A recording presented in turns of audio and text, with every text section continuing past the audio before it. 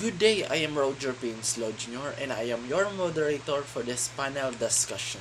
So for our panel discussion, we will discuss or some panelists will discuss some lessons in Module 5 in Educ 3 and each panelist will be given an enough time to discuss or to share their ideas about their topics. So to formally introduce our panelists, let us all have Miss Aliza Gwendiplan, Miss Argent Claire Amor, and Mr. Lowy JJ Bulambot. And after every discussion, we will ask 3 questions each panelist. And so to formally start our panel discussion, let us all have Miss Aliza Gwen Diplan. Thank you for answering my questions, Miss Diplan.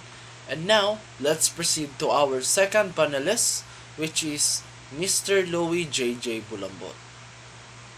Good day, everyone. I am Louis Bulambon and I will be discussing the theories of leadership. Leadership theories are schools of thought which brought forward to explain how and why certain individuals become leaders. Leadership theories emphasize the traits and behaviors that individuals can adopt to boost their own leadership abilities.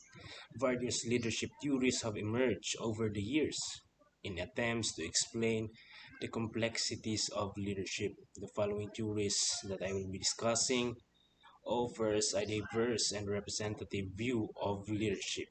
So now let us see all these theories in details. The first theory is the great leader theory. The great leader theory, or which should perhaps be called the great person theory or the great man theory. According to this theory, leaders are born with just the right traits and abilities for leading. According to this theory, leaders must have different skills such as they have charisma, they are intellect, they are confident, persuasive, and they have the great communication skills and social skills. This theory suggests that the ability to lead is inherent. This theory focuses on the point that the leaders are born, not made. Great leader theory is based on the beliefs that the leaders are exceptional people who are born as a leader and not made. The second theory is the trait theory of leadership. The trait theory is basically concerned with interfering personality traits of a leader.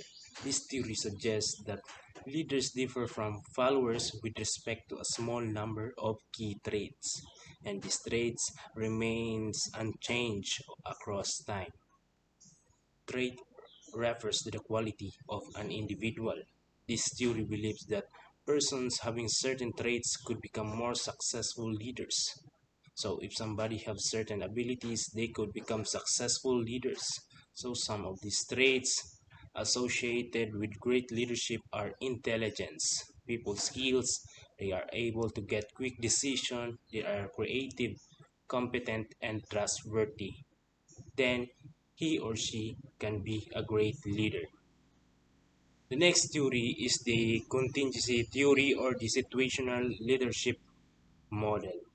The contingency theory emphasizes the importance of both the leader's personality and the situation in which the leader operates.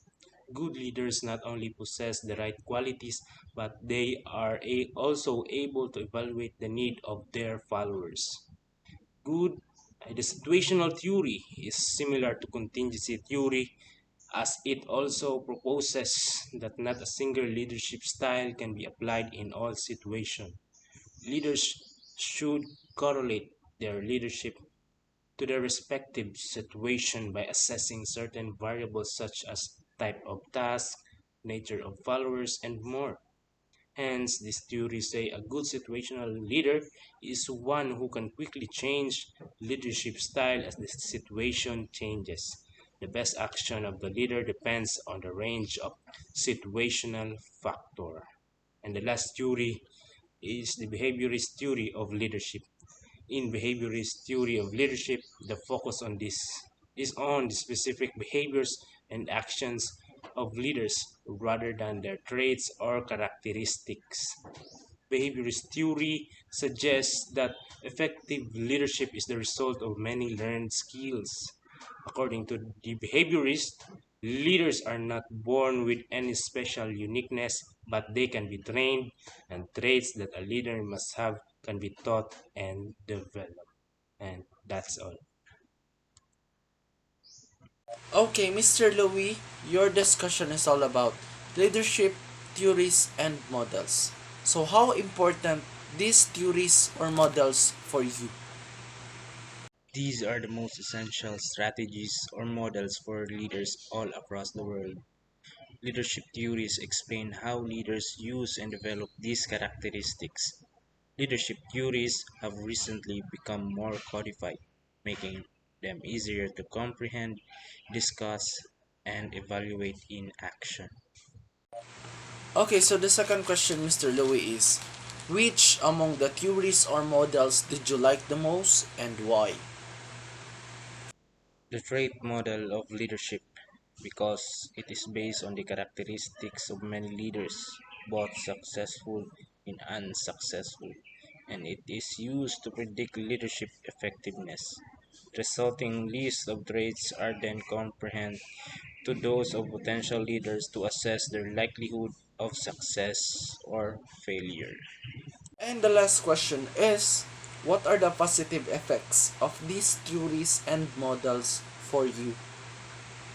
Leadership theory seeks to explain the skills and behaviors that make leaders successful. They study popular leaders, such as presidents and entrepreneurs, to understand why some professionals make better leaders than others. So that ends our second discussion or second panelist. And now let's proceed to our last panelist, which is Miss Arjun Claire Amor. Hello, good day. I am Martin Clara Moore, and today I will discuss to you the transformational and servant leadership. Whether you are in the classroom or any level of the administrative ladder in school, your approach to leadership influences students' learning and achievement. The ways in which leadership utilized and implemented has the potential to transform an average classroom or school into an exceptional one through establishing a positive learning environment for all. Teachers need to understand their leadership approaches that works best with particular students to bring out their best performance. Likewise, middle and senior leaders and administrators need to be cognizant of the leadership approaches that their staff responds. So now, let's examine some leadership styles and how they can improve the leadership qualities both in classroom and in the school as a wider community. First is transformational leadership. It is a process of building commitment to organizational objectives and then empowering followers to accomplish those objectives. It is also a productive relationship style which uses individualized consideration, inspirational motivation, intellectual stimulation, and idealized influence to develop people. It takes the form of individual support to instill trust, administration, and respect, which by extension inspires, motivates, improves morale, and advance performance. Transformational leader possesses the set of skills required to monitor and manage their own emotions and thinking as well as those of others. This gives the ability to energize teams and drive successes. When students or staff are encouraged, inspired, and motivated, they are better able to innovate and create change that will help grow and shape future successes. This transformational result, this transformational result is longer lasting process across the school. According to research, transformational leadership have most effective style of leadership, and it promotes creativity and innovation through collaboration. It builds and maintains motivation and satisfaction of individuals. However, it carries a high potential for abuse. It can place high amount of pressure to followers and it requires a continuous feedback loop. Next is servant leadership. Servant leaders shares the power of decision making and motivate and persuade their school community to fulfill their long-standing vision. This leadership style empowers the team because it puts the team members first and at the same time taking into consideration the overall objective and purpose of the leadership agenda. Servant leaders are able to cultivate high performance teachers by removing barriers, providing resources, and opening communication channels that reduces the feeling of isolation. Research, research shows that in the long run, servant leaders create a positive and productive school.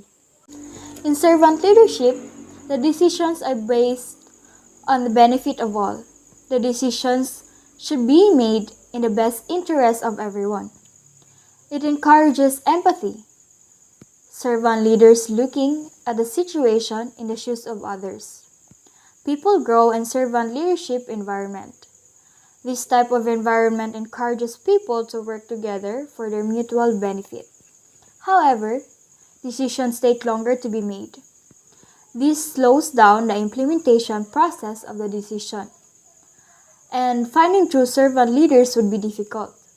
Being a servant leader means giving up owns one's own self-glory. Servant leadership will not fit all organization. That's all. Thank you for listening. God bless. Okay, so Miss Clear, what are the difference between transformational and servant theory?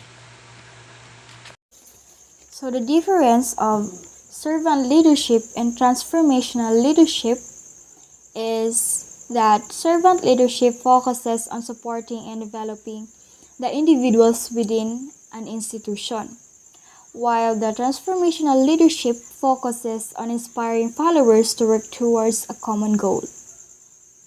Okay, so the second question, Miss Clear, is are you a transformational or servant leader and why?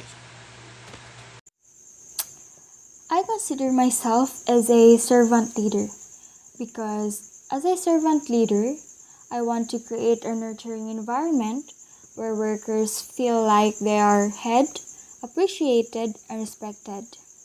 And the last one is do you consider yourself as a transformational leader and why? I don't consider myself as a transformational leader because I hated the idea that this leadership style can cause internal conflict if some members feel that they aren't getting recognized for their motivation and commitment. So that ends our panel discussion for today. So once again, thank you guys and have a nice day. God bless and stay safe.